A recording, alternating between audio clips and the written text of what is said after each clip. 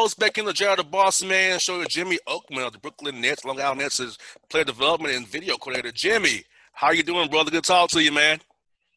Oh, I'm doing great, man. Thanks for having me. I appreciate you having me on. Now, Jimmie, you have a great career in basketball. You wrote 2 books. You worked your way up, man. Now you're in the NBA and the G League level. Now, so talk to me, Jimmie. When did you first get the urge to want to be in basketball beyond just playing and want to coach in it and get in the video and coaching and scouting? So how'd you get into this role, man? So you want to say, hey, this is my career path going forward? Yeah, I always knew I wanted to be involved in sports in some way, shape, or form. I never thought I was going to be good enough to play pro in anything. I was probably a better baseball player than anything. And going into college, I didn't go to play sports. I went to UMass purposefully. I grew up during the Marcus Camby era, so UMass was all the rage back then. I figured I'm going to go there, and they had a great sports management program. And I got hooked up with the basketball team there and started doing some things. And I knew quickly, like, hey, this is what I want to do. I'm always, I was out playing pickup, 4 or 5 hours a day. And I'm like, man, if I can make a career out of this and still have that competition side of me, there's nothing better than that. Most definitely, and also when Cal was there, so he found a great coach in John Calipari there. So how much has he helped you in your career for us, giving you the little nuggets here and there on how to, look at schemes and understand defensive, offensives, and also breaking down tape, because being a video coordinator is so key to breaking down the tape for the coach, getting them reports ready for scouting reports and shooting rounds ready for guys so they know who they're going to get to every night there. He was there before me. He was there when I was growing up, but Derek Kellogg became the head coach at UMass when I was there. Kellogg played for him. So he came from Memphis when Cal was there, and they had the run. So a lot was probably, very, very similar. So I loved it, like getting to see him take over the program and from scratch, and being an alum. It was, there's more passion being an alum for your school and being able to coach there. So it was something for me that I was like, man, this is tremendous, being able to dive into that. And I learned a lot from everybody on staff there. Yeah, Derek Kellogg, that's my guy. He coaches at LIU Brooklyn. Or still LIU Brooklyn with something else. They're the Sharks now, ain't they? The Sharks. Those bright colors now. Yeah, they went from the Blackbirds or whatever to like the blue and yellow. And so they combined everything, but he's doing a great job there. Yes, indeed. Now, Jimmie, for you, man, so let me just talk to you about as a video coordinator, man. What do you think about that in that role you're in, and how do you attack it, know what players want to see, what coaches want to see? So how do you kind of divvy up the film? So because every guy different what they want to see on film. So how do you divvy up for certain assistant coaches who have certain scouts, the head coach, and players? How's it all work? Yeah, for me, like I view my role as just being the right-hand man to the head coach. Whatever he needs, like, I'm going to be there for. I'm trying to be proactive. So if there's something that comes up, like, we can buy some time because I'm already ahead of the game a little bit. The assistants, I kind of do the groundwork early and try to get them up to speed with video if they don't know the system and kind of how we do things. And then, like, I have my own scouts as well, and making sure that whatever help that they might need with their own, I'm going to be there for them as well. But mainly, like, I try to look at it as, let's take as much off the head coach's plate as possible. How can we condense things? What's going to make him understand what we're trying to do in the least amount of time, because he has so much on his plate as it is. And how far ahead do you look for as the schedule? I know in the NBA games come at you fast, so in G League as well, they come at you fast. So how far ahead do you start looking at film of other teams, getting those advanced scouts from your area scouts, regional scouts, to say, hey, we got to kind of put the groundwork here now. We know we got to see them in a week or two, but here's what we got so far. So in the G League, like, unfortunately, we don't have the advanced scouts. So we rely on what Brooklyn was doing a lot of the time and trying to get the intel from those guys, because a lot of time it matches up. But we kind of, before the season began, we divvied up the scouts kind of to spread them out a little bit. So we gave ourselves ample time kind of looking ahead. So, if I got the first game, another coach got the second, someone else got the third, fourth, and then hopefully if like a full rotation goes by before it's mine again, so I can have, I can watch 5 games or so to get caught up to what I want to show the guys. Now, there was a time, like twice this year, I had back-to-back scouts. We played like Friday, Saturday, and I had both games. I kind of did that purposefully because I knew the video load I'd be able to handle. I didn't want anyone else to kind of deal with that headache. And so everybody was kind of spread out a little bit. I think that was the best way to kind of handle it. And I think it works really well. You just got to be really prepared. And, time management at this level is paramount to anything. Most definitely, Jimmy. I feel like it's so intensive because to the naked eye, this just look like a pick and roll, but you don't know if they're two timing it or they got some on the strong, help out the strong side. So it's a little bit more to it what people can see unless you're in the game like you and I are. And so it's like it's not just that basic. Coach, they want to see all the drop coverages where how they hedge in the pick and roll, get in the gaps and the slots there. So it's like, hey, it's more to it than just what we see on TV. So like, where is it set exactly on the floor? What hand? Who's in the corner? Which side is it on? How much time is it? What wrinkles do they have? Is it an ATO? It's gonna like you said, it looks like something, but it's not. And you got to be prepared. You don't want your head coach looking down at you at the bench like, why didn't you know what's like? Why we never seen that, or we didn't talk about it. So you've got to know hopefully all the answers before the questions are even asked. Now, part of the play development piece, Jimmy, is getting guys to understand what they're watching on film. So, how much work do you say with the guys on the Long Island Nets or the upper the big team, the Nets, teaching them how to look at the young guys, how to look at film, understand the film, and correlate it to the game plan that we're going over shoot around and in meetings here in the film session? Yeah, I think that's the biggest key between going from the college level to the pro world is how much ownership the individual needs to take on themselves. They're not going to be so much as coddled like I think they do in college a little bit, but the guys that we've had in our organization from that I've my experience, and especially in the G League, have been unbelievable as far as wanting the information. And our assistants here and a great like one-on-one with the player, like let's sit down, let's watch some film, let's talk about it. And as the season goes along, those younger guys, like the first year guys, they learn so much so quickly, and they're the ones starting to ask questions. Hey, can you send me stuff on this? Can you? So you develop a bond and relationship with them, and hopefully, like nowadays, like so much stuff pops up on Twitter. Like I'll see something, I'll shoot it to the guy. Like, hey, like what do you think about this? Or you see Dame Lillard come off the ball screen. Like we can do this too. Like or Patty Mills manipulates this. He's good at this. Let's work on that. So it's not just watching themselves. I'm trying to mimic what they could become in the NBA. Most definitely, because the eye of the sky don't lie. That film does not lie, man. You can learn so much from that film, and you can just learn so much basketball because, if you look at that film and those still shots, you can kind of pick up on what guys do, their dominant hands. Because I feel like the scouting report and the film go hand in hand. A lot of times young men don't quite understand that coming into the league that, hey, the scouting report in the film is kind of showing you that on paper, what you're watching on film here. And so you know where to shade a guy, not to shade a guy to, who to help on, who not to help on, let this guy take it, don't run it. Like it's so much, but that scouting report is the verification on the film right there, Jimmy. And our guys got to learn it early, for sure. Oh, that's a big piece of player development is understanding the scouting report and being able to take what the coaches are trying to give to you and apply it. That's just as much as shooting or whatever. Like, can you keep a guy from going to his right hand? Like, can you get him into the ball screen and force him to his weak hand? Or those things are just as important. That it doesn't matter what the box score says. If you get burnt every time defensively because you didn't follow the scouting report, you're never going to make it. That's exactly.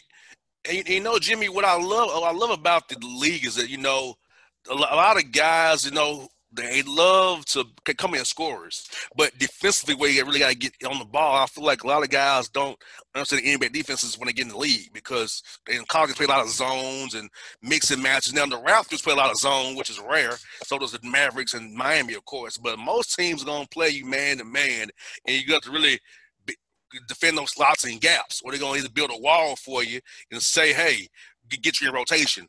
So I think defense in the NBA, Jimmy, in G League is where guys really have to develop the most, honestly, in my opinion. No question. I think you see that a lot with guys that are coming in, either leave early for the draft and end up in the G League or whatever the case might be. When you're scouting teams, you can kind of see, especially early on, them being late for rotations, them not understanding the NBA rules or over-helping or teams in college, their help line, they're standing under the basket, but the NBA, like, you can't leave guys in the corner. So, like, they got to understand those things, that little nuances of the rules that, we're not going to leave that, even if he's a 35% shooter, 34, whatever, and from that corner, you better stay on him. And weak side, like, you better hold your spot and be ready to rotate. And you see it, and you see the gradual growth as the year goes along. So, like, teams and players are starting to understand what it should look like.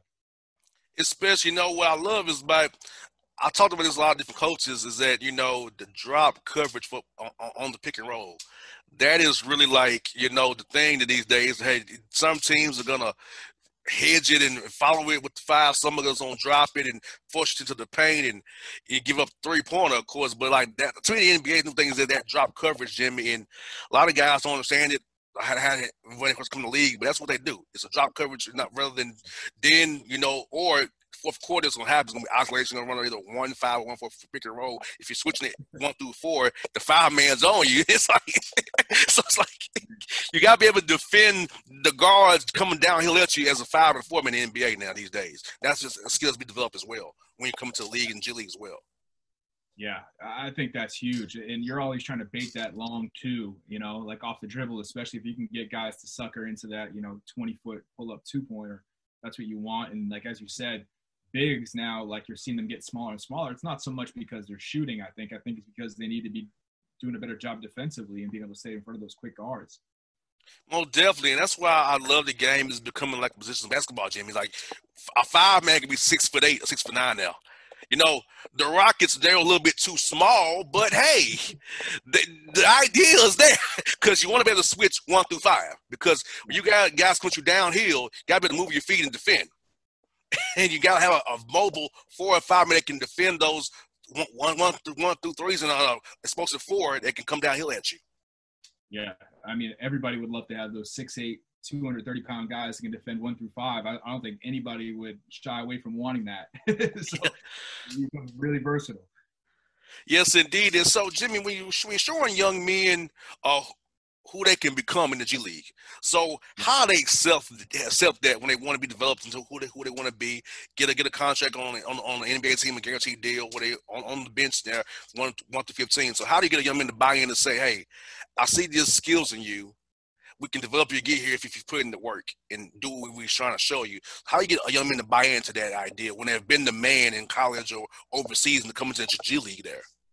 Yeah, I think that's the biggest question that you kind of run into. And someone mentioned it last night on a Zoom I was talking, but they said, like, obviously you're not going to show them LeBron, right? Because physically you're never going to match up to him. So you got to be realistic about it. And I think the guys that I've been able to work with, one player in particular, like he's a knockdown shooter, good with the ball, like makes great decisions, plays hard defensively, and undersized shooter. But my thought is, can we get you to be like the next Bryn Forbes? Can you be a Patty Mills type? Can you be those guys that you're a secondary ball handler, great shooter, competes defensively, understands the defense?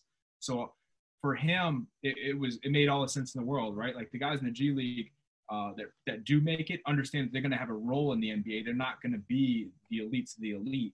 And so when you get that, hopefully you can talk with them through it. And like Matt Thomas, how did Matt Thomas get a career in the NBA after being overseas? And he does everything in the scouting report. He doesn't make mistakes. He's obviously a lights out shooter, obviously. Like that's why he's there. But he can do all the other things at an above average level, and he competes hard. And that's what I think I try to convey to the guys, is you can never sacrifice your effort and intensity at which you do things. And if you have an elite skill, we got to get that even better to make the next level.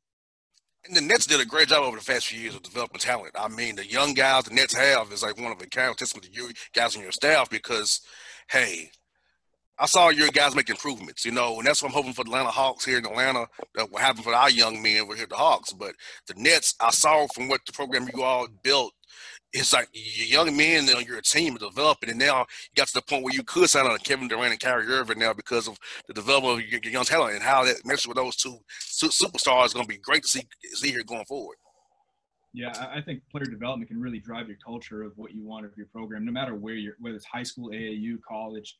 If you take like player development as like your backbone of everything, I think your culture will fall in line. I think your players are going to get better, so your team's going to be better. And obviously that's going to translate to wins. I think once you get everybody buy into the same page of, hey, everyone needs to get better. And if you see improvements, it's only going to help. And Jimmie, for player development pieces, so when you're trying to develop a plan for a guy, what all goes into whether you want to make him a shooter, make him be more of a pick and pop guy, be a flare guy, rim roll guy, and defensively, how you develop him in defensively? I know a lot of it's offensive development that you see, but how you also develop on the defensive end of the floor for drills and make sure you guys get to build defensively, because that's, if you stop somebody from scoring, you can never keep a job in the league and score as well. Yeah, I think it's very specific to each guy. And you're trying to figure out who he was as a player, what he can become, what he can tap into, what he's going to look like when he physically matures. Some guys come from, elite programs where they've had strength conditioning coaches. And then you're looking at guys maybe that didn't have a great program when they came into it. So you're thinking maybe there's something to be tapped into there. So you're always trying to figure out that role. And I think the G League as a whole, and talking to a lot of guys that I know, it's not just so much getting them to be the best player for your organization. You're also trying to think what's going to help this guy earn the most money, whether it's with you and you can make the pro team, like the parent club, or you can get him over to a EuroLeague team and make more money over there. So you're talking about no mid-range shots, like a lot in the NBA, people talking about it. Well, if the big is never going to be a stretch five, they can shoot it outside. But, if he plays in Europe, maybe he needs to make that 15-footer. So we still need to work on that to an extent. Maybe it's not what we do, but it's keeping his interests, in the back of our minds, like what's going to help him. So it can – and different teams do it differently. Like a lot of teams will focus more on what that player can become, not just for them. Some people more, it's like 100% just, hey, your role with us is going to be this, and we can help you make more money overseas too, if that's the case. And it goes, there's no right or wrong way, but I think you need to find out what they do well early on and then kind of let them grow into that while you're slowly trying to add things. Defensively, like you kind of said, I think versatility in the G League is really, really big. I think you can show that you can defend, 2 through 4. NBA teams are going to pay more attention. Now, if you can only defend a point guard in the G League and you're 5'11", I mean, you have to be honest with yourself. Like, how many 5'11" point guards in the NBA can only defend one position and make it? It's hard. And it can be done, but, if you're 6'5" and, you got a strong build and you're strong enough to battle some 4 men, you're probably going to be able to carve out a niche a little bit easier. So, to that point, I think you're starting to see more G League teams switch 1 through 4 for sure, but mostly a lot of them are trying to switch 1 through 5 just to see does this guy have those skills? And you're always trying to work on staying in front of the ball. Like, can you play 2-on-2, 3-on-3, stuff like that are helping them. We're not just playing guards versus guards; it's guards versus wings versus bigs, and we're switching. So you better front the post, be tough, be physical, and you're always trying to work on different things for those guys. And how much do you all experiment with guys for us in game stories? Because you can do work on it all day long, but how do you go in the game so that we just experiment with this scheme and see if this guy can do this scheme and kind of feature guys certain games to kind of see what the guy can do? Because it's a developmental league, you want to win games, of course, but you kind of tinker and see what a guy can do, throw him in a situation, say, hey, okay, maybe you can see if he can do this tonight for us. We kind of evaluate him that way. I don't think we probably changed the scheme too much, but we changed their position, I think. I think what you have to do is if a guy came from the NBA and he's a 4-man in the NBA, well, we might put him out there at the 5, and just see what it looks like. You know what I mean? Like, hey, he's not really comfortable out there, but let's try it out. Or a guy comes down, he's always been a pretty good shooter and okay with the ball.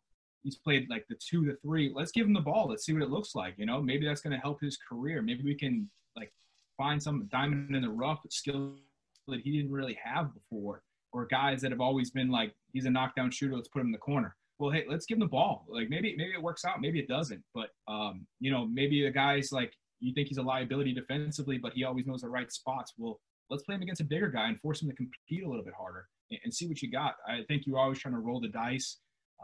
In this league, there's games that we've had only 7 guys on our roster that can play. So it's you better start playing. You were initially a 2, but today you're a 4. Yes. You were 3, 4, and you're 6'4". Well, you got to defend the 5 tonight. I don't know what to tell you. We got no one else on the bench that can do it. But so it forces you to kind of think that way, where you got to be all right. We got our 3 guys that can play the 5. We got our 3 guys to play the 4. Well, we need 6 guys that know the 5 position, just because whatever happens,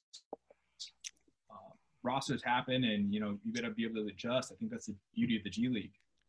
Most definitely. I love it because, I love watching the GG League games on my phone and stream, because seeing guys, try to compete for a job, Jimmie, is just so amazing, because these guys really care about the game, love the game, because they're competing for their lives and livelihood. So those young men have the idea to want to just be like, hey, look, I'll do whatever you want me to do. I want to get to the Nets roster. I want to get to the Hawks roster, not just be in the G League my whole life. I want to make it for real, for real. Yes. I think that's the beauty behind it. Like you just said, that's why I loved when I coached Division III before, is because those guys, they're not getting a scholarship. They're not probably going to play professionally, but they love the game, so they're there to compete. The G League is much like that. Like they're there to make this a livelihood now. Like they're earning a paycheck. Like they know, hey, if I miss the bus, I miss a flight, like I could be cut. Like it could end tomorrow. So you're getting them at their best. And when you have that, it makes the experience so much better. That's why I love it too. Like obviously everyone aspires to be in the NBA, but I love the G League. Like I tell everybody I know, it's second to none. You got that right. And Jimmie, let me ask you this, man. So for is when you developing the guys, do you ever go over plays with guys? Do you ever draw a plays for them to make them try to show you the X knows themselves, kind of make them see if they really understand the play? Have them draw it for you on the board, kind of give you the what does this play mean to you? What are you trying to accomplish with this play? You trying to get a three-man, a layup, or get an open three on the weak side here? Do you make the guys kind of get in that nitty-gritty with you, kind of draw it up themselves for you see what they really see? Yeah, great question. And I love X and O's, so I really try to take pride in it, especially with the guys I work with. I show them where their shots are going to be from and kind of talk them through it. Like, this is what it should be like. If they defend it this way, this is going to be the option. This is what we're going to see. And as time went along this year, we ran a lot of ATOs for our shooter, like our top shooter on our team. And I was responsible for his development. And I would meet with our head coach before every game, and we're going over ATOs. Like, and then I know, hey, we're running this play, first play. It's going to be for him. So in pregame warmup, we're repping that play. And so he's already getting in his mind, like, I'm coming at this angle, this speed. This is where the ball's coming from. Because how many times you run up, you got a great play, you run up there, the timing's messed up, the guy doesn't get the ball where he's supposed to. He doesn't know the angle he's supposed to take. But for me, it's just like, if he can feel confident in doing it, even if it's a bad pass, it's off rhythm, he knows what it should be. And I think it worked out well. I think it ease their mind a little bit going to the first play of the game at least. And he's a really smart player, so it's not really my doing, but he understood the game at a much higher level for a first-year guy. It was impressive. Yeah, you know what I love about that as well. And a lot of time after timeouts in the NBA, they want to zone it up now. New thing is when they want to zone it up because they know you have a good man in play. So they want to zone it up now. I know the Blazers are good for doing zoning up to that. The Celtics are as well. Enough field teams, those Raptors zone up to after timeout plays. And, you know, I'm like, you got a good player, Joe. They come out in a 2-3 or 1-3-1 zone and throw you off. I don't blame. Yeah, we're not dealing with this today. Like, let's just throw something out. One for that. We might even work on it. Let's go zone one. I don't even want to see this thing. Like, I agree. It's funny to me, man. Because like I said, you know, for me, man, watching the game is a little different for me. I'm looking at everything. I'm just watching. I'm looking at the strategy. I'm not even looking at what you looking at. I'm looking at who's come off, who's the backside, who's doing the pin down, who's flaring on the back end, who's using the post to draw a double and see if we can get some on the other weak side there. You know, who's helping off the strong side. You know, what I love about the Celtics and the Heat is they'll help off the strong side three, which is very rare. Yeah. I wouldn't. I was just doing it, but hey, they do it very well. They usually get back and give a hard contest as well to it. So I give them credit for doing that. I wouldn't personally do it, but I give them credit for doing it.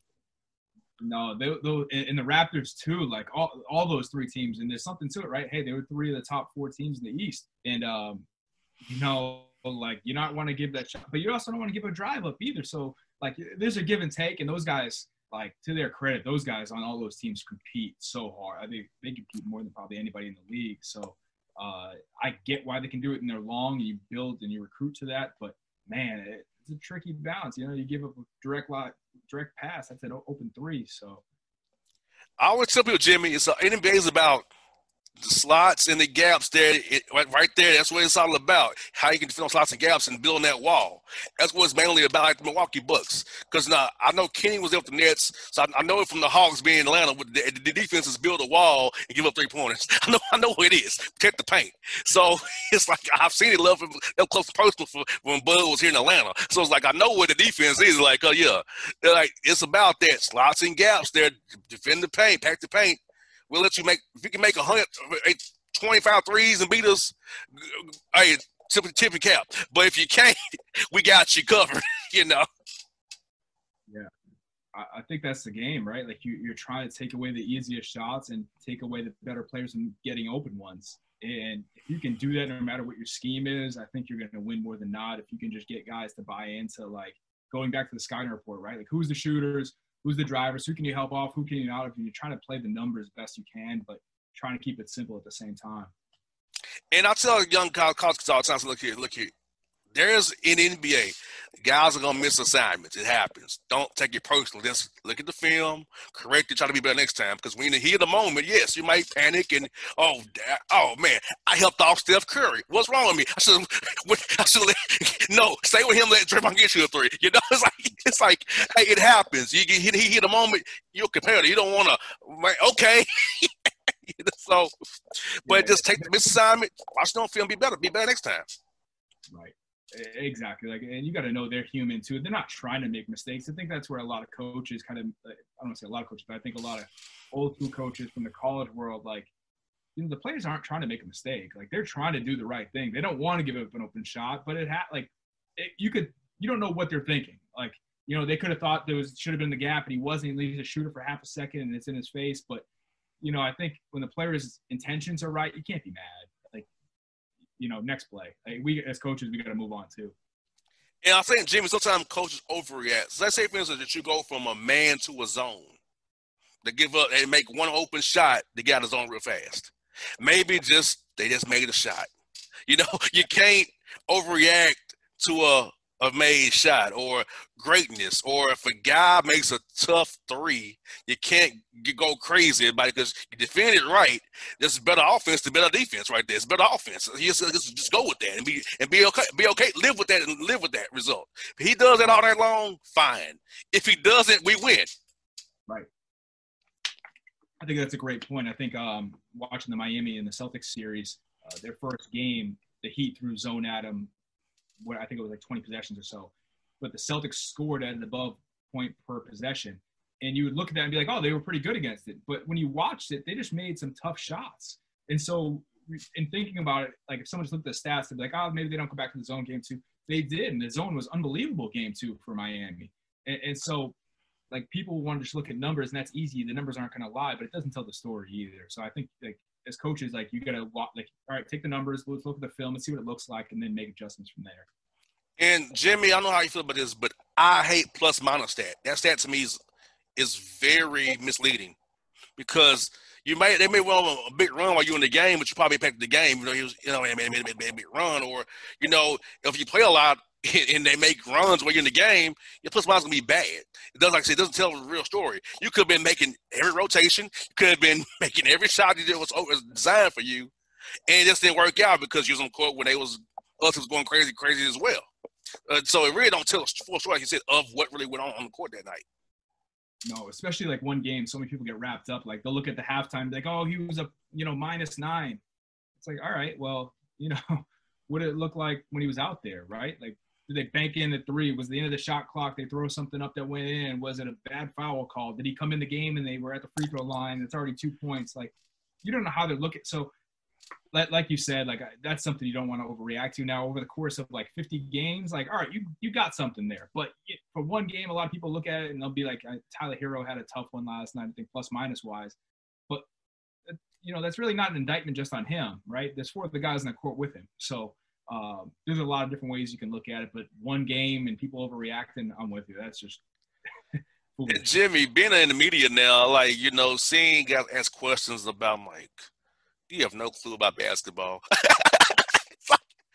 Some question out here asked the coaches, I cringe because, you know, I know the game. So I don't know. Y'all just asking the question off a piece of paper. You couldn't even you can't even ask the coach about the backside pin down. You can't even ask him about 2-time on a drop coverage. You can't even ask him. You just look at, well, he didn't make shots tonight, or tell us about his ask about the actual game. Impress the coach. Don't look at a paper and ask a little dumb question. I hate that about my colleagues in the media, Jimmie. I hate it, man. It sucks. They don't know the game. I love when you hear like the detailed questions about like kind of what you're saying, right? Like it's not like, all right, well, you guys are missing shots. Well, like, hey, when you guys were running floppy 2 and you guys were getting open looks and, you know, why didn't you keep going back to that play? You know what I mean? Or like take it a step further. Be like, you got great looks running this action. Shots weren't falling. Why didn't you go back to it? You know, or something to that extent. And I think a lot of times, like people in the media, like get mad at Bill Belichick. Well, when you ask him a detailed question, he responds with a detailed answer. And, you know, I think he really respects those questions that you're talking about, and I agree with it. Not that I would ever be as short as he is sometimes, but I respect it because he wants you to think about it critically, and I think there's a lot to be said about that. Man, Jimmie, I'm in press rooms, man. I cringe sometimes, man. I cringe, buddy. Like, ooh, this is just so media guy. Cause see, my degree is not in media, Jimmie. It's in business. So my degree is not in media. So I didn't go to journalism school to learn how to do this. I needed to learn this as being who I am. But it works. It works better that way. Like, I'm much better knowing, like, I don't think I could ever be on TV, but I know the game well enough that I could talk as like a coach might see it, but I might not be the most well-versed, like just grammatically on TV. So, yeah. like, see, I'm an athlete, so this don't, like, what? I'm looking like, do you even know what a pin down is? Do you even know? Do you know what a flex cut is, or a rim roll? He was dunking the ball. That's called a rim roll. Oh, do you know what a flare or a pop up is, or a pop out, or can you talk about a triple screen? Or can you do anything? You know? That stuff's important because I think that's where you get like really the analysis and getting the coach thinking. I think even when you ask players, I think I seen Deshaun Watson last year break down the last amount of plays of a game, and someone asked him a question, and everybody was like, "Wow, this is the insight we want." Well, ask those type of questions that's going to lead to those type of answers, and you'll get it. Like, I would love to sit down and ask LeBron questions about the game in depth because you know how he processes the game is set at such a high level, and you want to hear that.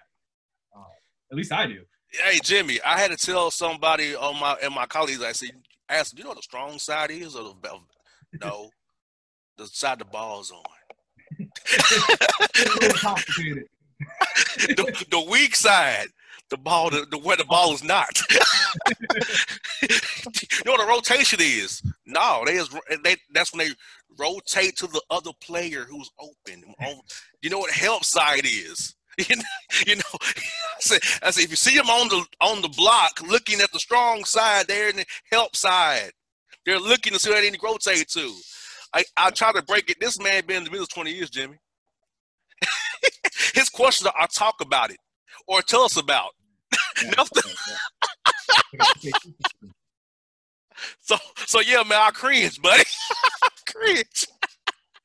So I appreciate good questions as much as anybody does. That's for sure. I love talking about it. So tell us about, you got 2 books, man. Tell us about your books, man. And what's about you to write these books that you wrote, man, that you can get online. Wrote in 2015. You can get them online, people. So, Jimmie, tell us about your books, buddy. Yeah. It was just something I did, honestly, to supplement income when I was coaching Division III and moving on in the business. Just because, for those that don't know, you don't make much money in this business when you're first starting out. It took, 8 years of coaching before I made a full-time salary. So, I'm studying things, and I thought, well, why not share this information if I'm coming across it? And someone said, like, hey, we'll pay you, before, like, selling it as ebooks before, and you can get a cut from it and just get your name out there as well as put out the good material. And so I started doing my own thing, and I'm like, all right, let's study the pack line. And so I studied the pack line and put something together, and, like, people were like, we paid money for this. So it was never anything I wanted to do initially to make money, but when people wanted it, and I was like, well, you're not making a whole lot coaching Division III and making the move to Division I at a sports staff role. And so I did it, and, it was a way for me to connect with other coaches too and share the game. And I'm trying to advise younger guys now in the business to do the same thing, both to learn, but then, hey, if you're not in the business, don't have a job, but you can take a volunteer high school job, hey, put something together and sell it. See if you can make some money, a few bucks on the side to help you grow your career. And I think that's, the best way to kind of get involved in this business. And people say, like, oh, I can't make it financially. Well, find a way. It's out there. Like, you can make it happen. Well, definitely. I can say as well as a way, Jimmie, because, basketball is never going anywhere. And, a lot of guys are starting to age out. So there are opportunities now coming because, let's be honest, a lot of guys are starting to age out. A lot of legends are going to be leaving the game here real soon. So get it in the pipeline now. That's why I love what Adam Gordon does with rising coaches and Brian Burton, those guys, because they're putting young coaches on the forefront because they need a pipeline. And you gotta know somebody to get a job in the business. But if you put something out there, people know who you are, recognize who you are, network with other guys. Hey, they might get a job, and they go you're in. You're assistant coach, maybe 1, 2, 3 assistant coach. You're in there, so you can keep working your craft and getting better, and then you move up like you did.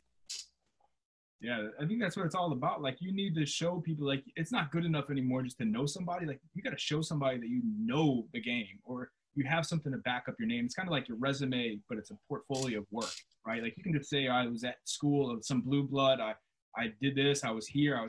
But if you show, like, hey, this is, every end of game situation I've categorized for the last 3 years or whatever, and you're able to showcase the work you put together, I think that goes further than just saying, like, these are the stops I made along the way. And, that's my best advice to young guys now.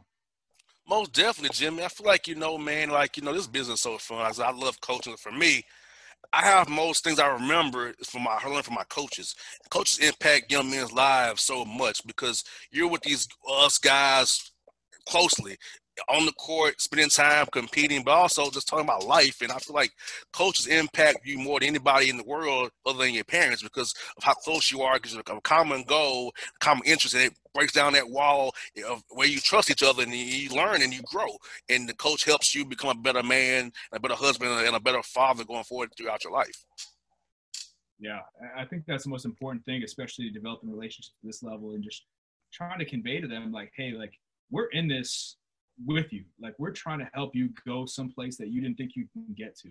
And if we can help you along that journey, like the guys that weren't with us this past year that we had 2 years ago, I'm still in touch with those guys because I want to see them reach their dreams and help their family and, be able to support them by this game.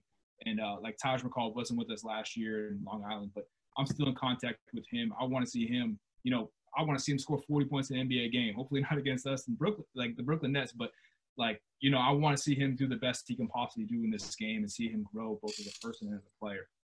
Most definitely, like Todd just said, he's with our college sports Skyhawks here. And how was it, Jimmie, seeing to have us have a team in Atlanta now, the Skyhawks? Now, how was it coming down there to the Gateway Center, seeing those guys play against you guys this year before everything got shut down?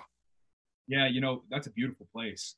They did a great job with it. That's perfect size for the G League. It's, the whole design. I love being down there. It's cool to see the G League expanding and to see those guys on the team. They came from Erie and Taj down there and seeing them. And, he came ready to compete. So I love seeing him in person. And it's such a great place. The basketball history down in Atlanta is, shoot up there with any city in this country. And for them to have a G League team that's close by and not in Erie, that's only going to help Atlanta in the long run. And you think the G League will eventually expand and get more guys on the rosters and maybe the NBA expands the roster, but where they really you can send more guys down. Hopefully expand the roster, we can send more guys down and have guys in the pipeline because, having a pipeline of young men to call up if somebody's hurt for a game and send them back down and be good. You have 2 players, but maybe a few more spots for that so you can have guys to develop in your system and maybe help you down the road so you're not having to always go scour with a waiver wire to find a guy somebody gets hurt all the time. Yeah, I hope so. I hope it gets to that point. I think you'll see that there's going to be more G League teams than the NBA team probably the next few years, especially with Mexico talking about having a team and like Grand Rapids, it seems like they're always going to have a team, even though Northern Arizona is getting rid of theirs. I think at some point you'll see Denver and Portland get a team. We have the G League, that select team that's out there as well. So you're going to be around 30 teams coming soon, and there's going to be more that follow suit. So, I think it makes sense, especially obviously with COVID. You've seen the NBA expand the rosters a little bit to allow for the hardship, extend the waiver. But you're going to need those situations. I think it only helps the product, especially if, you're playing 3 games in 4 days in the NBA and some guy gets dinged up. You don't want him to turn into a long-term injury. So if you already have a guy on your roster that can be there, that's only going to help. Like, it doesn't hurt anything, right? Like, so I think it's going to come a long ways. And I think, the sooner you can expand it to a true minor league system, I think that's where it'll really take off. What are your thoughts on having where the guys can bypass college basketball and then come in the G League for a year and prepare them? So I think it's a good idea because everybody's not made up for college basketball. Some guys a little bit, they just don't want to do it. They don't want to take a risk and not get any money, So how you think about having that situation there where young men go to G League and for a year there for to go to the draft and develop and learn a little bit there and hopefully put their draft stock there? I think it's twofold. I think the players should be able to do it. I think they've always should have been able to. I don't know the exact reason when they took it away or why, the reasoning behind it. You know, once they're an adult and graduate high school, they should be able to, you know, play professionally if they're good enough to make money. And I think that transition, if they go right to the G League, I think the G League needs to be prepared for it. I think a lot of coaches might have only coached pros before and not really coached 18-year-old kids. I think there's going to be a big learning curve for coaches to have, like, you're basically their parent now, right? Like, they should be in college for, you know, 3-4 years. Are you ready to handle them on the road? They've never, you know, besides AAU and that stuff, they've never stayed in a hotel. Well, you know, now you're on the road, you give them a big check and they get a per diem and they're out and they can do their own thing. Well, who's watching over them, right? Like, you got to make sure you have a stable culture of veterans around them to help them learn the way. But at the same time, like, you're going to treat them the same too. Like, hey, you missed the bus, you can get fined, or however teams kind of handle that stuff. And you're teaching the accountability really quickly. But I think if the player's dreams to play in the NBA, the G League is by far better player development-wise than anything you'll see in college. It's not even close. And so if that's the goal, great. But I think college is probably way ahead of where the G League can be as far as developing them as people off the court and the long term that they can benefit from it. Now, I know there's a program in place with off the court player development that's here, and I think the G League is doing a great job. The NBA too, part of the NBA world. But I think NBA organizations need to hire accordingly to make sure that they have guys that can coach and develop them off the floor as well. That's going to be a big piece of it, in my opinion. And Jimmie, how was offseason been with COVID here for the G League team? Because, you know, things stopped in March there. So how was that been, and what does it look going ahead, trying to make sure you get you guys who might be on the roster next year, you know, keeping them guys in strength and conditioning wise, developing wise, winning out with you guys because of COVID right now? It's hard. But, you know, I know a lot of the guys have reached out to our strength coach and trying to stay in shape and do their own things. Some guys have more access to things that, you know, others don't. I try to stay in touch with a few of them pretty periodically. And just, you know, some basketball stuff for sure, but just checking in on them, like, see, what are you watching on Netflix, what video games you playing, that type of stuff. Just anything to get in their ear, talk some hoops a little bit, like, who do you got in the playoffs, who you got tonight, like, hey, I saw this play, was thinking about you.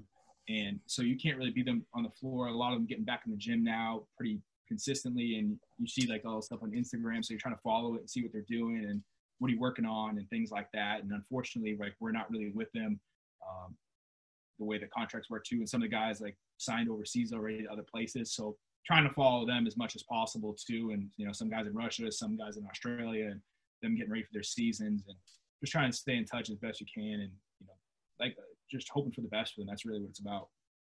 Man, Jim, it's been fun, brother. I'm glad to have you on, man. I knew this would be fun to have you on. I told you it's gonna be fun, man.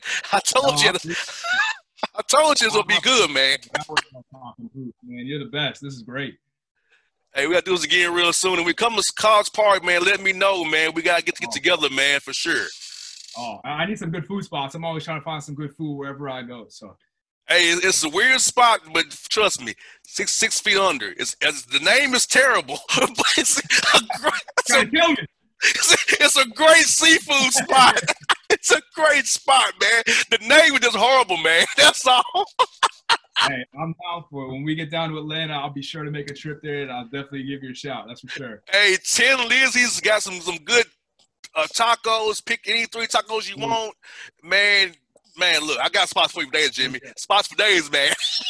Yeah, you got to get a sponsorship for there. That's what you need right now. You're giving them a plug, so. Hey, for sure. For sure. Hey, Jimmie, this has been fun, brother. Hey, be safe, man. We'll talk real soon, man. I just getting down the road, brother. Awesome. Appreciate your time. Thanks, man. Anytime for the Jimmie Oakman here on the Bossman Show, people.